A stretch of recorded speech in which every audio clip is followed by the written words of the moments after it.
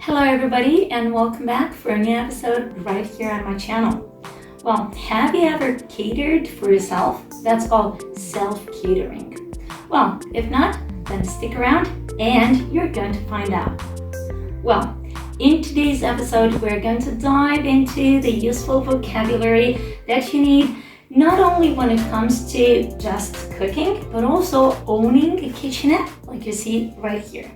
So, whether you're a foodie or a language enthusiast, just don't miss a thing, okay? So, first things first, let's explain these two words, kitchenette, and studio apartment. It's very good that you pronounce those words, maybe new words for you or just a recap together with me as you hear them on the way. So the first one is kitchenette. It's a small kitchen, just like you see here, which is equipped with all the necessary appliances and utensils. And studio apartment is a small apartment, usually with only one room used for sleeping and living in, a bathroom, and kitchen, just like you see here. Well, now that we've got this out of the way, we shall break the vocabulary for today's lesson into three big categories, which are, number one, appliances and utensils, number two, cooking and cleaning actions, and finally, number three, descriptive adjectives. So, are you ready? Also, be sure to stick around until the end of this video where you'll have a quiz to test your knowledge. So, let's get started. Let's start off with the first category, which is appliances and utensils. And the first important appliance in every kitchen or kitchenette, as we have right here, is the fridge, all right? So this is used for keeping perishable foods. Perishable is food that goes bad real quick. So perishable. There you go. Next, we've got the microwave. The microwave used for heating foods, frozen foods, or even for quick meals. And I've got an important note right here. With this category, make sure that you pronounce or pause with each challenging word and be sure to pronounce it yourself as we go. This is really important with speaking. Okay, moving on to the toaster. Toaster, very good for making toast. Then there's the kettle. Kettle, very good for making tea. Next, we've got a cabinet. Cabinet, used for storing cookware. Yeah, storage with cookware, the cabinet. There you go. What is this? It's the countertop. Countertop. Be sure to say it after me. The countertop is also very good for meal prepping. So it's used for meal prepping. And finally, we've got the cookware. Yeah. The pots and pans and chopping boards. And one more word to wrap up this category.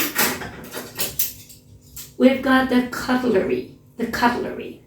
This meaning knives, forks, spoons, and teaspoons. So knives, forks, spoons, and teaspoons, they all form cutlery. Cutlery. There you go. Next, we've got cooking and cleaning actions. So, with the microwave, we can heat, but before heating, we need to pop the food in. Yeah? So, if you pop it, you put it inside with a quick action, and then you heat it. Good. Next, heading onto the kettle. What do we do with the kettle? We boil the water. So this is the action. Boil. We start the kettle and boil the water. Then we pour. We pour the water. Mind the pronunciation with this verb. Pour the water. Finally, the action to do with a toaster is, again, we pop the bread inside of it and toast. We toast the bread. We toast it. There you go. It's popping out, right out of it. Then we take it out. We take the bread out. And the next action is we spread. Yeah, this is what we do with butter. We spread it on bread. There you go. Next, after we're done eating, we will clear the countertop. We will clear the countertop. That is putting everything away in the fridge or in the cabinet. Yeah. And finally, wipe it down. Wipe down. If you wipe it down, you clean the surface with a cloth or sponge, like I have here.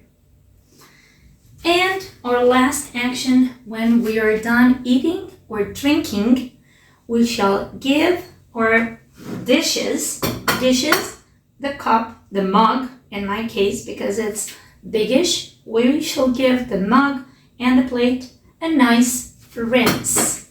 This is the last action to do, rinse. Rinsing means just washing them quickly with a little bit of water. Yeah, make sure you rinse your mug after finishing your tea. There you go. Finally, we've come to the third part of our video, which is descriptive language. Descriptive adjectives which we're always going to have to use, going to need with spaces like this one, with a kitchenette. So the first word you may be needing is compact. Compact. Say it with me. Very good. It's usually small but well organized, with things being close together, and with a space like this. I like it. I like a compact kitchenette like this because you don't need to run around for things too much. Next, we've got functional. Functional. Very good. If something is functional, it's practical and useful rather than attractive. And with a rented space, like with a rented studio, like this one here, I'd rather have it functional rather than attractive, especially when you're cooking your own meals. Next, we have equipped. Equipped. Well, if a kitchenette is well equipped, and you will need this with cooking your own meals, it means that you've got all the necessary cooking facilities. Okay? So the appliances, like we've talked before, and utensils. Next, we got cluttered. Cluttered. Yeah, make sure you pronounce it right. This is covered with too many things. With cooking, I just hate having to cook on a cluttered countertop, and having too many things around. It just keeps me for thinking straight and getting on with my cooking actions. And finally, the last one is cramped. Cramped. This is not having enough space, and let's agree that this kind of rented space, a studio, might be a little bit cramped for more than two people. there might not be too much space for more than two people, and you might bump into people, into one another, or just stuff around. We finally made it to the end of the video. Thank you so much for watching. Next on, we've got the quiz for testing how much you've made of this video.